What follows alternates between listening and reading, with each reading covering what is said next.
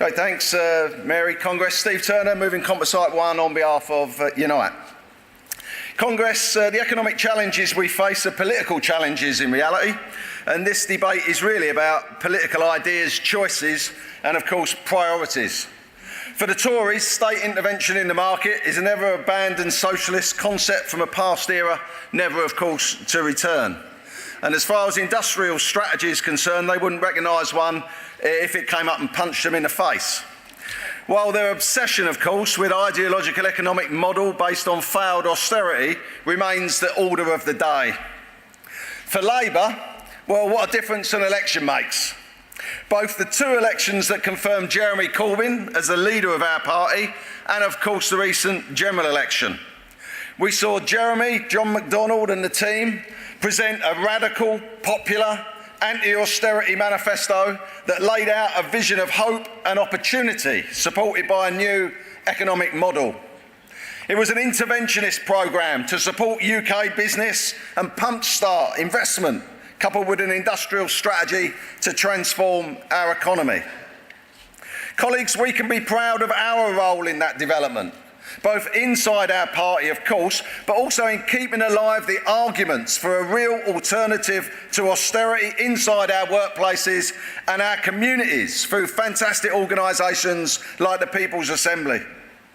Developing thoughts and a narrative on an alternative economy, one based on intervention, on investment and growth. Growth that creates decent work for all, that ensures the fair distribution of that work and the wealth created by the many but currently hoarded by the few. Growth that rebuilds our manufacturing base and invests in people, in skills, our public services, our infrastructure, housing, research and development.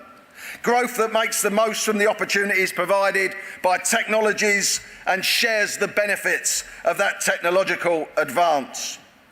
Growth that reduces working time, eases us into earlier retirement, builds the greener, sustainable economy that we all strive for, and of course deals with the looming loss of millions of today's jobs to automation and artificial intelligence. For too long, governments have failed to deal with our deep structural problems of short-termism and a serious and long-term failure to invest, both at a state and, of course, at a corporate level, and coupled with a relentless drive to deregulate, to liberalise, and, of course, to privatise UK PLC. It's led to a stagnating economy and wages, an obscene growth in inequality and growing levels of personal debt. It's a model that's allowed powerful economic forces to sweep aside all else, no matter the human cost. And of course, austerity has served only to accelerate those trends.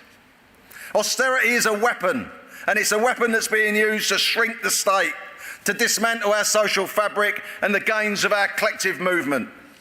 Congress in Britain today, 1 in 8 workers are skipping meals to make ends meet. Almost half are worried about meeting basic household costs. In the real world, wages on average continue to be worth less than £2,000 than they did before the 2008 financial crash. Such is the spread of low pay that the majority of people living in poverty are actually in work.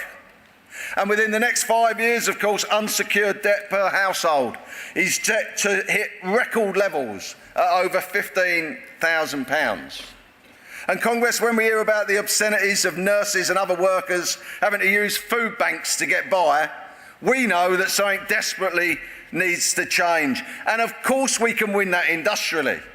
But the general election showed that there has never been more support for a positive political alternative too, that puts people first. So it's our job to maintain and harness the energy from Labour's election campaign.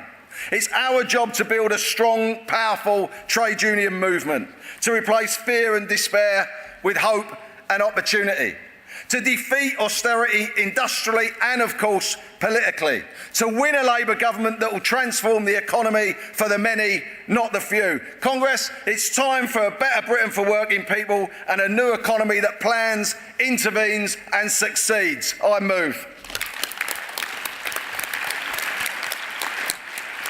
Thank you, Steve. Aslef.